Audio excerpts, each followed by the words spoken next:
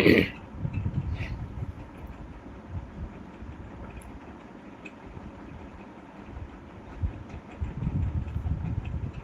दोस्तों। I hope आप सब अच्छे होंगे। जैसे कि आपको पता है कि हमने अपने यूट्यूब चैनल पर 28 एक्सरसाइज कंप्लीट कर ली है और आज हम 29 एक्सरसाइज पर हैं कैलाश चंद्र की। अगर आपको कोई भी इशू आता है इन एक्सरसाइज की वॉइस में या किसी भी चीज़ में, तो आप मुझसे कांटेक्ट कर सकते हैं।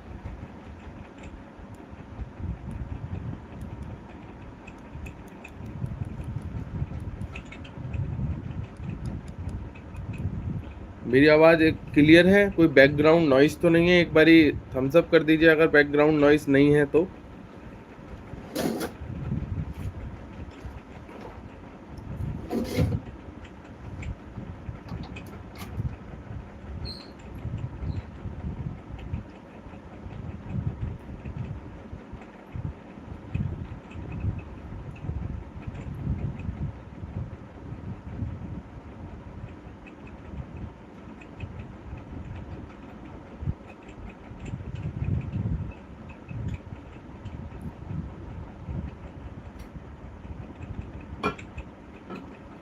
ठीक है, तो लेट्स स्टार्ट आवर क्लास।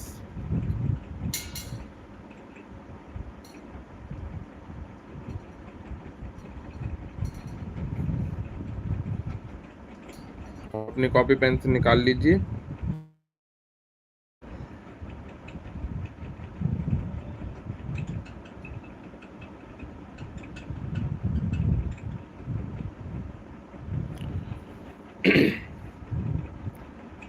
तो स्टार्ट करते हैं अपनी क्लास को।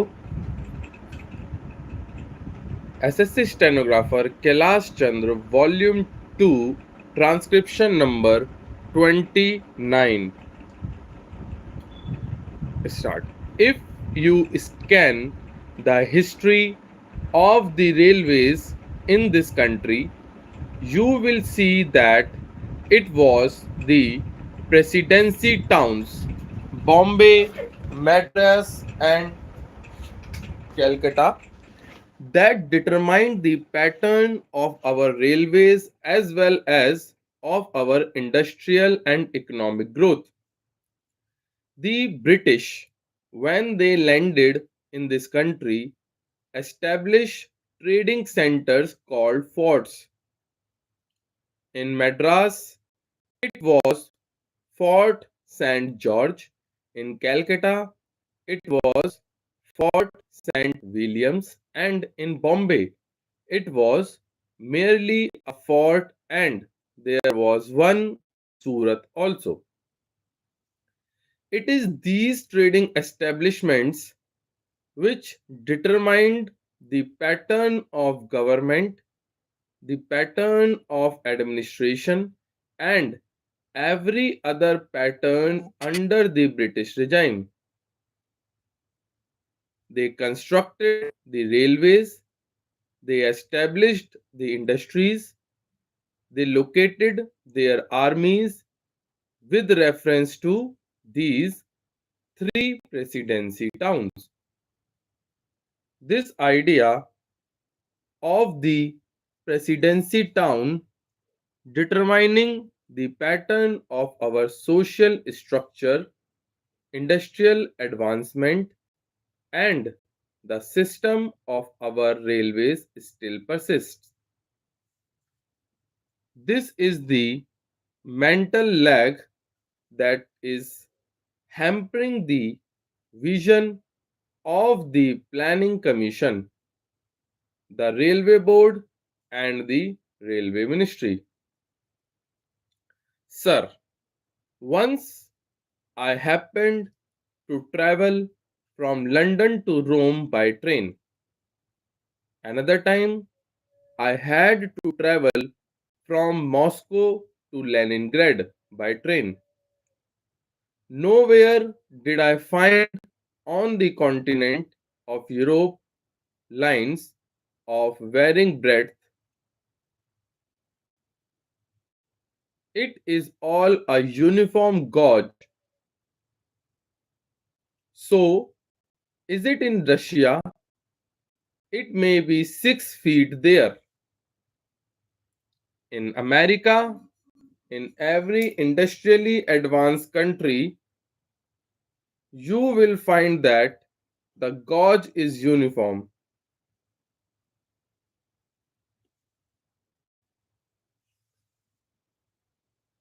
They thought that that would perpetuate what is called their domination, or in the negative sense that it would impede the industrial and economic growth of India. Secondly, it would make India always the customer and purchaser of lines and locomotives and rolling stock from the United Kingdom.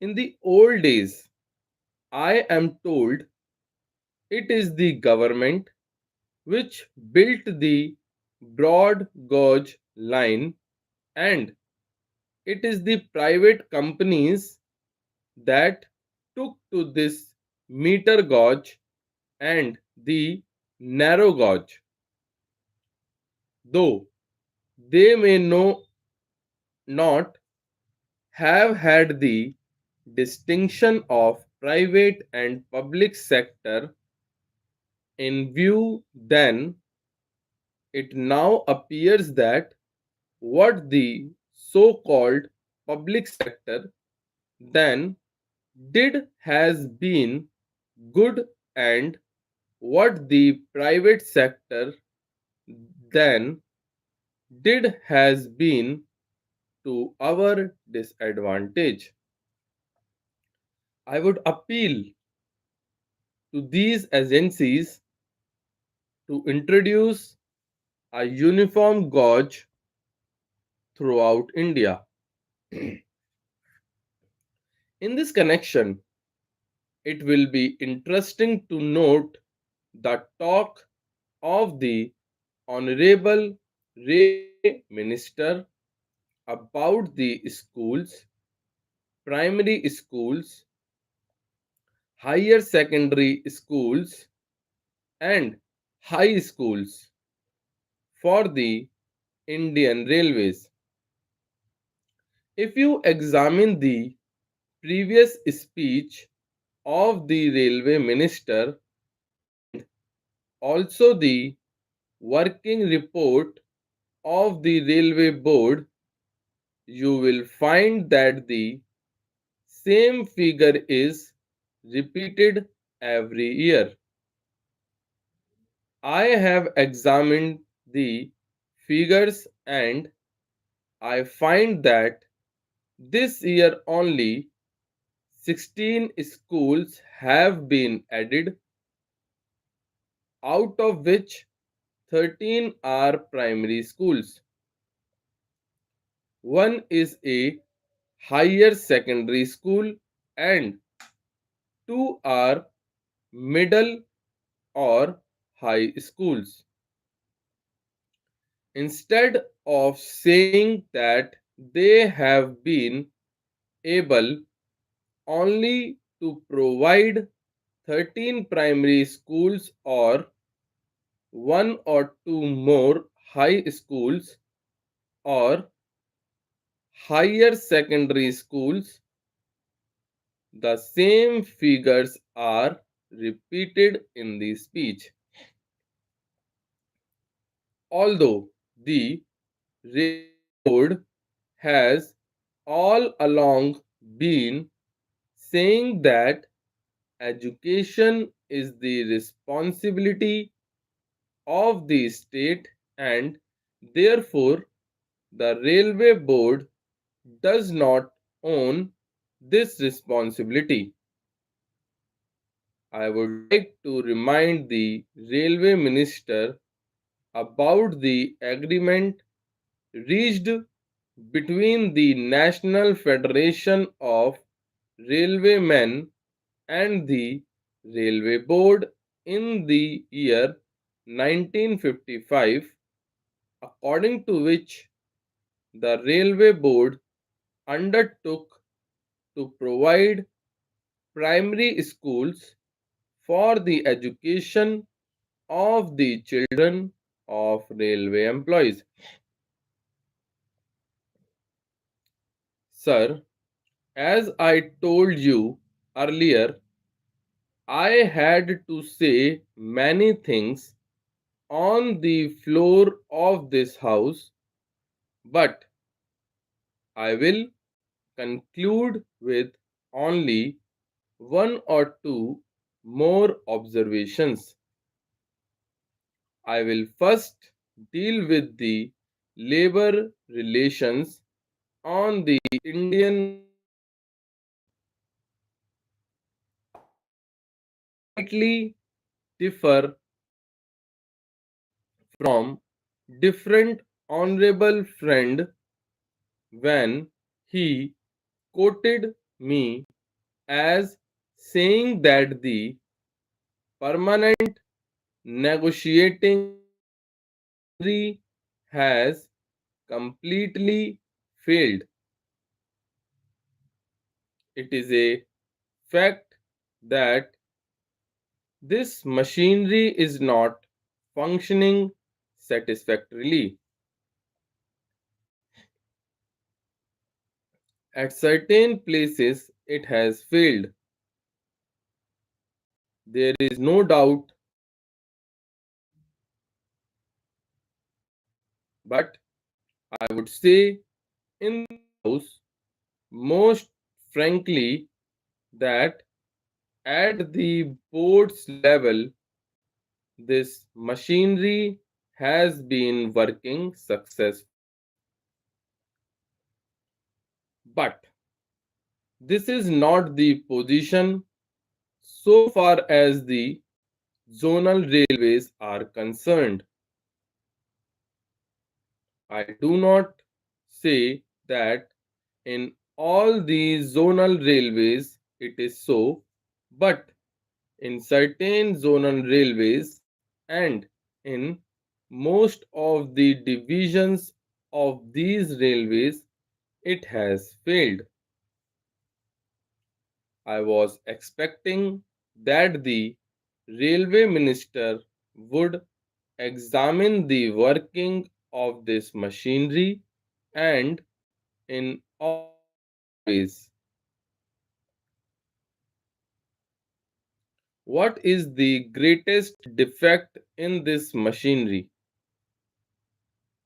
This machinery suffers to the extent that at the broad level, if there is difference of opinion between the railway board and the railway labor, no arbitration machinery is provided to settle the disputes. The provision in this machinery is that as and when an occasion arises, an ad hoc tribunal would be set up by the government.